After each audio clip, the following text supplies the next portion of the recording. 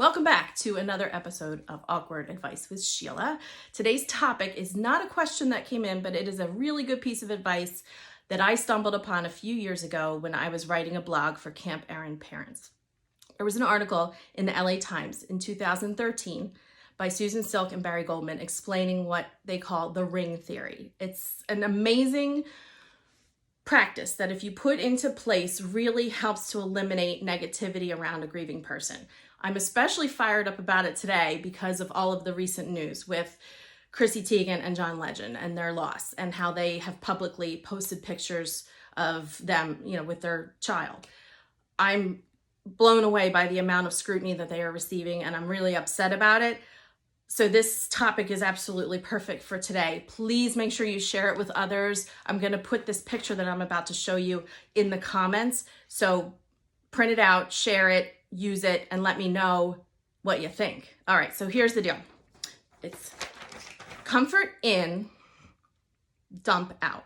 All right, that's the concept. So you can dump out and put comfort in. All right, so you see this circle here, right? In the middle of it is the person in need. The next ring is the family members. The next ring, close friends, good friends and colleagues, and community members. All right, here's what they're proposing. All right, the person in need, whether they're grieving or have gone through a traumatic experience, basically has carte blanche to say whatever they want. They can dump out, and the other rings can also dump out. You don't dump into the ring. That's the deal. You offer comfort into the rings. So you figure out where you are on this circle, and your job is to offer comfort to the people in the inner circle, right? So let's just say, for example,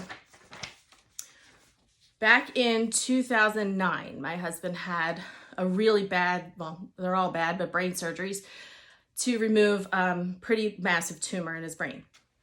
He had this scar that was all bloody. His head was shaved, and literally a drain coming out of his head with a clear plastic purse. He called it a coin purse, draining fluid out of his head. All right, so not a good look. He knew he didn't look good. I knew he didn't look good. He did not want to see anyone. No family members, no friends, nobody, until this was settled down. I completely understood. It was not my place to try to convince him that the people out in the waiting room traveled a while to come see him. No, I can't do that. He can dump out, and I go back to the lobby and I explain he does not want to see anyone. I'm very, very sorry, but he does not want to see anybody. He's not looking good and he's not comfortable. All right. Sometimes in those situations, the people who are waiting take that personally, as though, they're offended. They traveled so far, they got out of their way to come see you, and you don't want to see anybody. It's not that at all. People in the waiting rooms who say, I understand, respectful of his wishes, not a problem. So that's offering comfort back in. It really helps to alleviate a lot of stress on the inner circles. That's just one, example of that. With Chrissy and John, they're very public people, and they're choosing to show their grief in a very public way. They're in this middle of the circle, right? Then they have all these other circles. And out here are all these people commenting negative things way down into the circle about how they shouldn't display their grief in public. You know what? It's none of your business. It's not about you. It's about them. And if that's how they choose to do it, then so be it. And if you don't want to watch it, turn it off. But there's no space for you to dump in and be critical of that.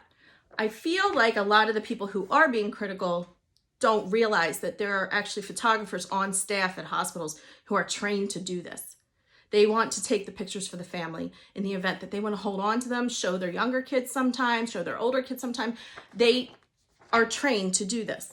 I had my sister and my uncle take pictures at my husband's funeral.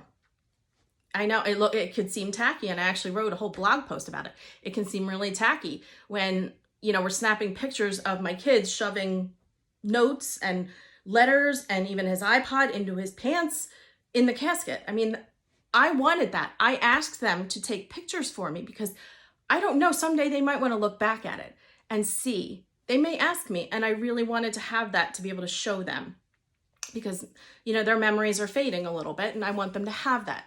That's the point, and it should not be criticized in any way, shape, or form. If you don't like it, zip it. Offer comforting words back in. All right, that's my advice. Again, I'm going to put this circle picture in the comments. Please share it with others. Let me know if you use it and how it works for you. And if you share it with others, I would appreciate it. And I think this world will be a much nicer place.